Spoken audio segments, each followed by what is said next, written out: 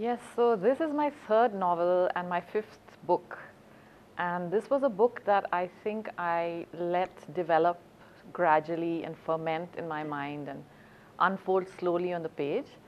So I've actually been writing it since 2008, except that in the middle I took some time off to write this book of stories called Difficult Pleasures that I've spoken about on Author TV the last time.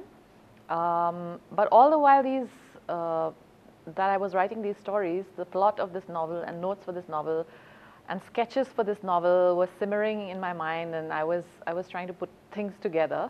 I think it's my most ambitious project in some ways, partly because it's a novel of ideas. And when I say novel of ideas, what are the ideas that I'm looking at? One, I think, is a particular generation that is not written about so much in Indian English fiction.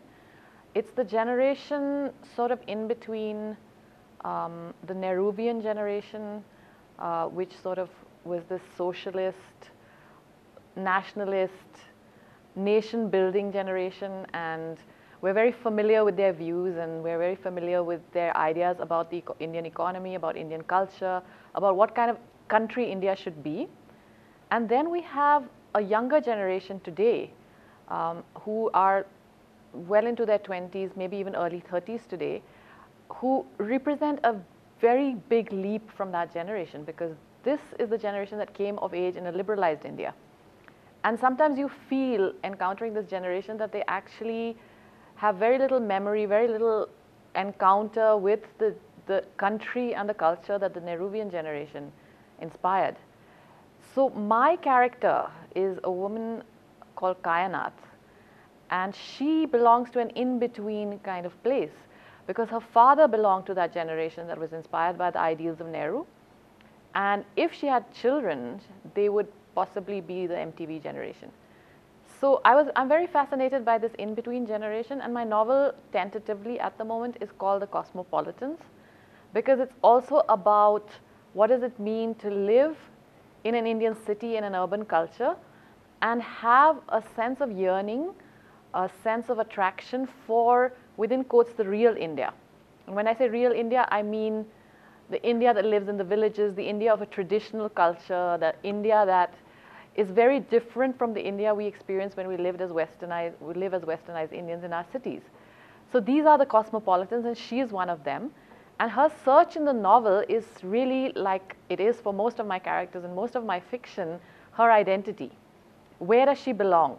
Does she belong to her father's generation, to his ideals? Can she be inspired by the more go-getter attitude of the younger generation? Or is she forever to hang in between? So that's one set of ideas I'm exploring. The other, like I said, is the divide between the country and the city. And a lot of Indian English fiction is by default, very naturally, I think, city-based and about cities, because that's where we grow up, that's where we live, that's where our inspiration comes from. And I didn't want to write a village novel. I didn't want to write through the eyes of a small, very small town, a back of the beyond village character, because I felt that's harder. And that's not something was planning for this novel.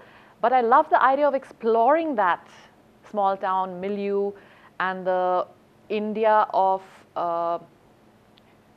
traditional culture, traditional dance, traditional arts, which is largely forgotten, crumbling, maybe supported in a very meager way by the government. How does that look through the eyes of a cosmopolitan? So broadly, this is the project of the novel. She is born in the early 1960s.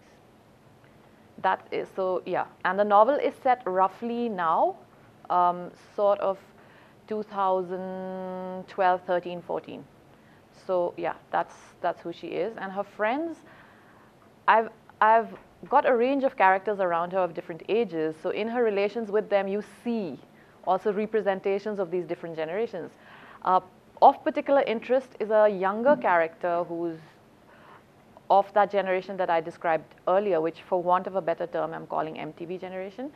And he leaves India, goes to New York, becomes hugely successful as a visual artist, comes back to India on the occasion of his first big show in India, And that's where the novel starts.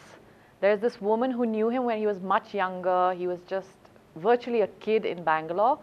And suddenly he's blossomed in such a short time and he's taken the world by storm, where she is more or less where she was. So she has to figure out what is her relationship to him, what is her relationship to his new success, and what is her relationship to this new world of money, creative entrepreneurship, confidence, especially confidence, which she and her generation didn't come so naturally to them. So that's the kind of, I think, funny and also awkward and kind of tension-ridden moment at which the novel begins. That's a very good question. In a lot of my fiction, my characters have a very ambivalent relationship to the city.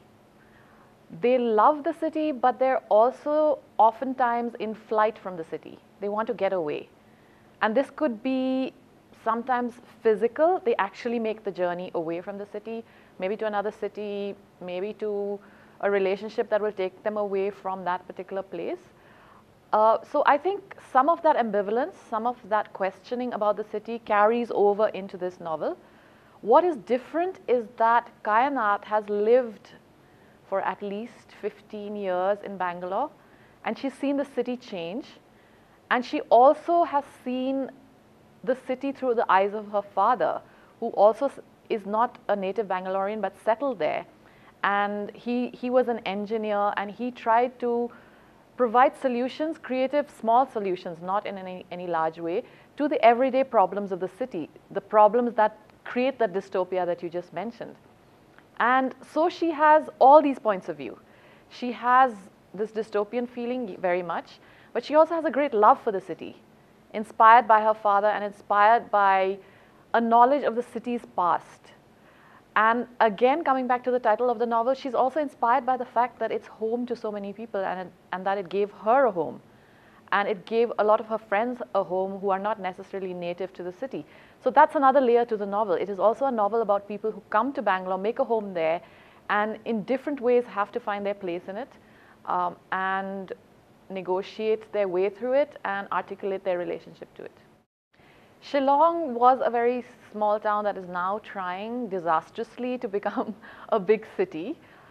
Interestingly, in this novel, there is nothing of Shillong, which I consider an achievement because I am so drawn to that city that it creeps into everything I write. And all of my previous books have had elements of Shillong. Either they've been exclusively about the city, or they have been very strong elements of the city in the works. This is my first book that has nothing of Shillong, nothing of the Northeast. It is about a character whose world was actually spent in a lot of places, different places in India, but none of them are really Northeast. So this place that I describe, which is this very small crumbling town, is actually right in the center of India. And I don't give it a real name, I give it a fictional name, but I give you enough real geographical coordinates for you to be able to tell roughly where it is. And the reason why I wanted it to be in that part of the country is because I also wanted to bring in this long-drawn conflict that is going on in central India, in Jharkhand, in Orissa, in Chhattisgarh, in Andhra Pradesh, between the Maoists, the Naxalite movement, and the state of India. And while the novel is in no way directly about this, my character does see glimpses, does experience in flashes this very, to her, very strange, very remote conflict that she's only seen actually in the news.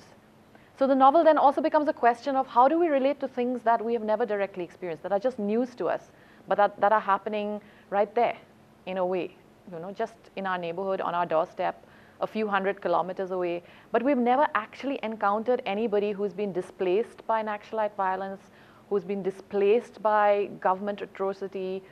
And this is her moment of reckoning. It's her encounter with a very stark Indian reality. So that's the journey. I can't tell you that. I can't tell you that, but yes, like all my novels, again, this is starting to seem like a pattern. I like my characters to go through a quest of some kind. Again, it could be physical, as it was in Neti Neti, my second novel, where the character actually goes to Shillong because she feels there's something there left for her. It could be in terms of relationship. It could be the quest to leave the beloved native place as well, the reverse movement. So in this novel, yes, there is a similar movement. And ultimately, as in all novels, I guess, it's about making some kind of peace. And that peace could take the form of returning to where you were, or it could take the form of setting up a new home in a new reality. Those are the two choices open to you. And she makes one of the two, takes one of the two forks in the road.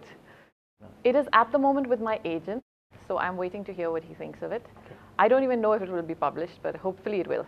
And now you know all about it, so.